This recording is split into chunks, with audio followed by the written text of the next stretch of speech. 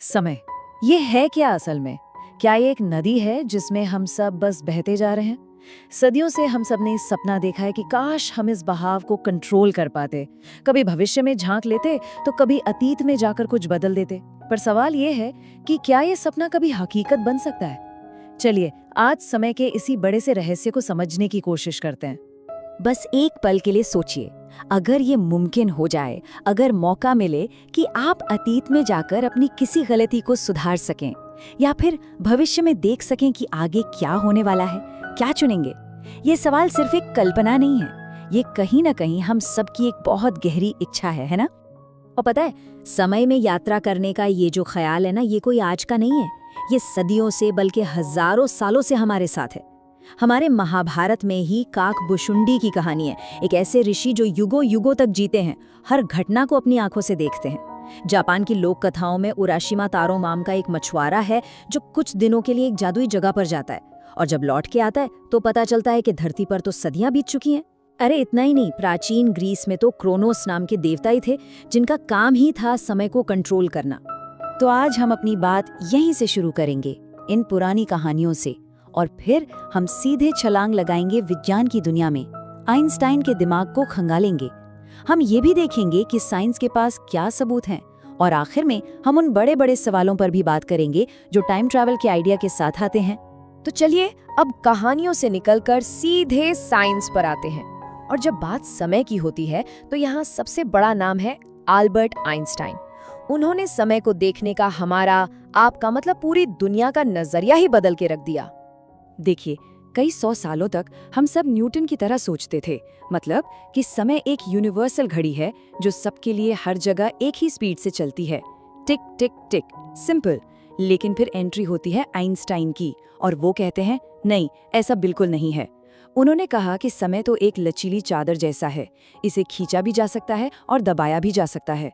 उन्होंने बताया कि समय और स्पेस यानी जगह, ये दो अलग अलग चीजें हैं ही नहीं, ये तो एक ही कपड़े के धागे हैं। और इसी कपड़े को, इसी ताने बाने को उन्होंने एक नाम दिया, स्पेस टाइम। आसान भाषा में कहें तो हमारे यूनिवर्स का एक 4 डायमेंशनल फैब्रिक, जिसमें 3 डायमेंशन तो स्पेस की है, लंबाई, चौड़ाई, ऊंचाई, और चौथा डायमेंशन है टाइम। और ये चारों हमेशा एक साथ जुड़े रहते हैं। और यहीं पर आइंस्टाइन ने सबसे बड़ा धमाका किया। उन्होंने गुरुत्वाकर्षण या ग्रेविटी की पूरी परिभाषा ही बदल दी।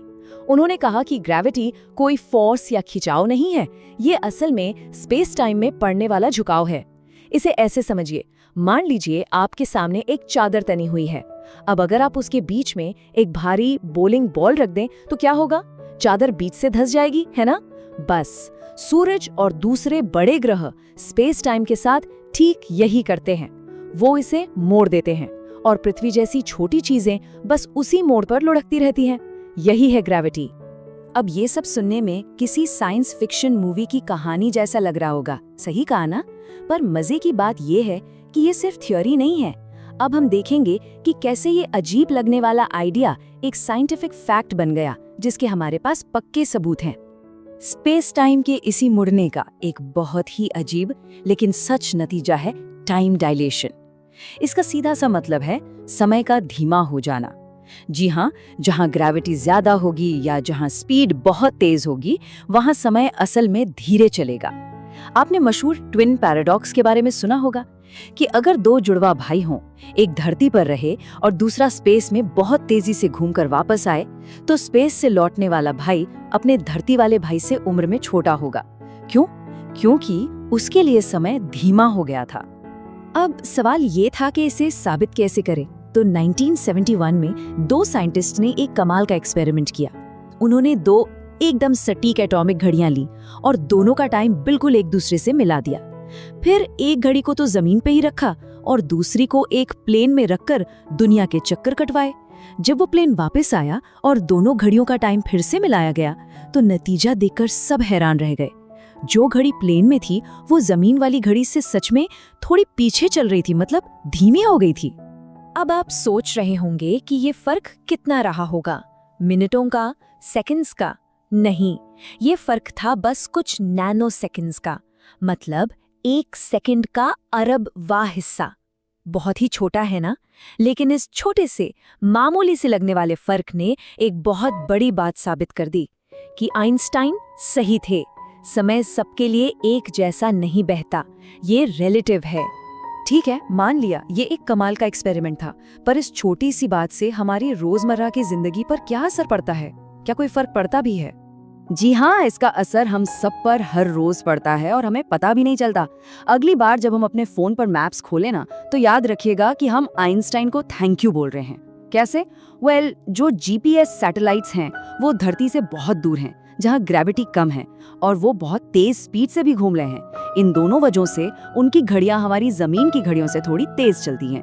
अगर साइंटिस्ट आइंस्टाइन की थियरी से इस फर्क को रोज ठीक न करें तो हमारा जीपीएस हमें हर दिन कई किलोमीटर गलत लोकेशन बताएगा।